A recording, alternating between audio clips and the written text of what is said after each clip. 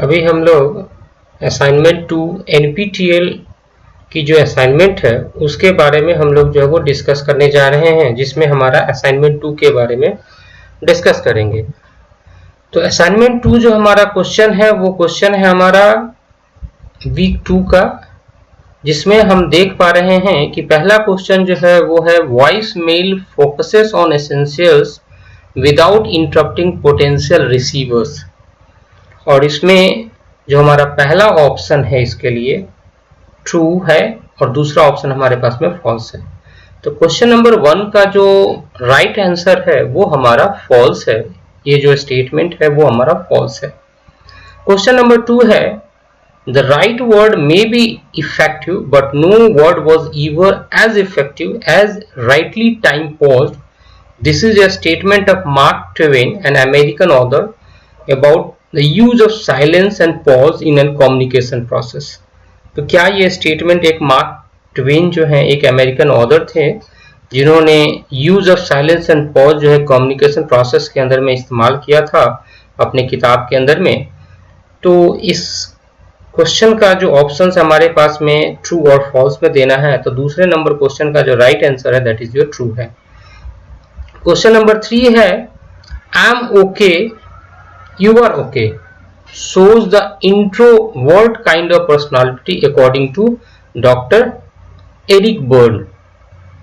Eric Berne के द्वारा एक क्वेश्चन है इसके अंदर में I am okay you are okay shows the introvert kind of personality according to doctor Eric Berne के द्वारा। तो इसमें भी जो ऑप्शन हमारे पास में है एक ट्रू ऑप्शन है, दूसरा हमारे पास में फॉल्स ऑप्शन है। तो इसका जो राइट आंसर है क्वेश्चन नंबर 3 का दैट इज योर फॉल्स है हमारे पास में।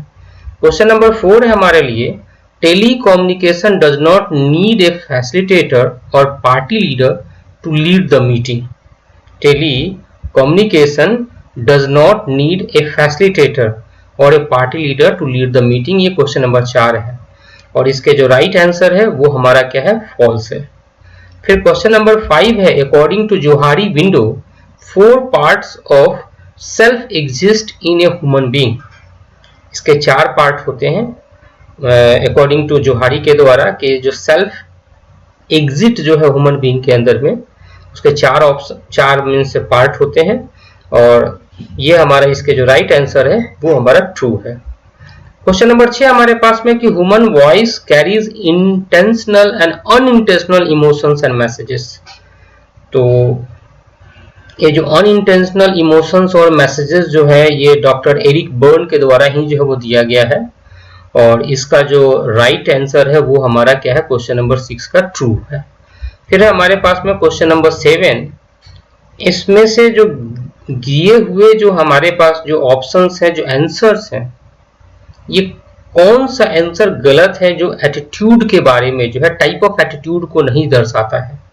Which among the following is not a type of attitude according to Eric Berne. Eric Berne के द्वारा इसमें से जो दिए हुए जो टाइप हैं क्या वो एटीट्यूड को दर्शाते हैं। तो इम्प्लोसिव, इंट्रोवर्ट, नेगेटिव, एसिमिलेशन, ये इसके जो है ऑप्शंस है और इसमें से जो राइट जो ऑप्शंस जो है वो एसिमिलेशंस हैं क्वेश्चन नंबर 7 के लिए। फिर हम क्वेश्चन नंबर 8 में आते हैं hidden self is fear secrets sensitives, so hidden self should be moved into dash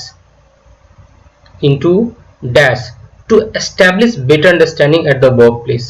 और इसके ऑप्शंस दिए हुए हैं आपको blind area, open area, unknown area और नन ऑफ द अबव। और इसके जो राइट आंसर है क्वेश्चन नंबर 8 का that is your open area. Question number 9 कहता है कि the volume of voice is an essential aspect of effective communication. Which one is true about it? इसमें से जो क्वेश्चन नंबर 9 कह रहा है कि volume of voice is an essential aspect of effective communication. Which one is true about? Obvious है, जब हम effective communications की बात करते हैं तो हमारा जो वॉल्यूम जो होता है, हमारी जो वॉल्यूम की जो वॉइस जो होती है मीन्स जो वॉल्यूम वो हमारे लिए बहुत बड़ा एक इंपॉर्टेंट फैक्टर होता है। अब जैसे इसके ऑप्शंस दिए हुए हैं आपको speak as loud as possible in a small group, be audible, voice should be soft, both B and C. वाकई में जब हम इफेक्टिव कम्युनिकेशंस की बात करते हैं तो वॉल्यूम ऑफ वॉइस बहुत बड़ा एक इंपॉर्टेंट रोल प्ले करता है। कभी भी हम जोर से गरजे नहीं, ये सबसे बड़ा डिसएडवांटेज है हमारे इफेक्टिव कम्युनिकेशन के लिए। और जब भी हम बात करें तो ऑडिबल हो सके, अगर हम बात करते हैं किसी से तो हमारी वॉइस उसके पहुंच तक जानी चाहिए, दैट इज ऑडिबल होनी चाहिए। दूसरी है मधुर वाणी होनी चाहिए, वॉइस शुड बी सॉफ्ट। ये दो रिक्वायरमेंट है हमारे इफेक्टिव कम्युनिकेशन के लिए, इसलिए ये both B and C is the right answer for question number 9। Now moving to question number 10, what would be your first reaction when you receive a phone call in an organization? जब आप किसी organisation संस्था के अंदर में काम करते हैं और जब आप फोन कॉल रिसीव करते हैं, उस दौरान में बेसिकली क्या प्रतिक्रिया होना चाहिए, क्या पहला प्रतिक्रिया होता है लोगों का? What is the purpose of your calling sir? First option दिया हुआ है, you must tell your name and designation first, I am busy, call me later, और नन ऑफ द अबव। तो ये चार ऑप्शन दिए हुए क्वेश्चन नंबर 10 के, और इसमें से जो सही जो है जवाब जो है, you must tell your name and designation first, this is the right answer for question number 10। Which handshake is described as politician handshake? Which handshake is described as politician handshake? तो बेसिकली जो handshake, जो हम politician handshake की बात करते हैं, तो dead fish handshake है हमारे पास में, ग्लोव हैंडशेक है, आई डबल हैंडेड हैंडशेक है, और नन ऑफ द अबव है। तो राइट आंसर जो है इसका ग्लोव हैंडशेक है हमारे पास में। क्वेश्चन नंबर 10 कहता है, 12 कहता है, विच स्टेटमेंट इज और are correct about non verbal communication? Non verbal communication के लिए कौन सा स्टेटमेंट सही है? तो इसमें चार ऑप्शंस आपके पास में, supplements the verbal communication, it is less important than verbal communication, symbols are not used in non verbal communication, it is spontaneous and unstructured. तो इसका जो राइट आंसर है वो है, it is supplements verbal communication, it is spontaneous and unstructured. ये question number 12 पे right answer है। Which among the following is or are not related to communication theories? तो इसमें जो Eric Berne theory of attitude है, Lyotard theory of post modernism है, और Johari window है, और फिर उसके बाद में डेरिडा थ्योरी ऑफ डीकंस्ट्रक्शन है। चार इसके अंदर में थ्योरी दिया हुआ है। जो नहीं हमारा जो थ्योरी जो इसके अंदर में रिलेटेड है, राइट आंसर जो होगा क्वेश्चन नंबर 13 का होगा, वो डेरिडा थ्योरी ऑफ डीकंस्ट्रक्शन होगा। क्वेश्चन नंबर 13 का जो राइट आंसर होगा वो डेरिडा थ्योरी ऑफ डीकंस्ट्रक्शन जो होगा वो राइट आंसर है क्वेश्चन नंबर 3 का, जो कम्युनिकेशन थ्योरी से जो वो डील नहीं करता है।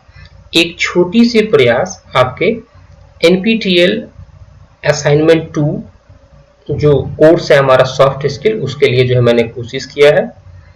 मैं पहले बता देना चाहता हूं कि जरूरी नहीं है जो इसके सारे आंसर जो है 100% सही हो, लेकिन मेरे तरफ से यह अथक प्रयास किया गया है कि आप अच्छे नंबर जो है आप असाइनमेंट्स में जो है वो ऑब्टेन करें। Thank you.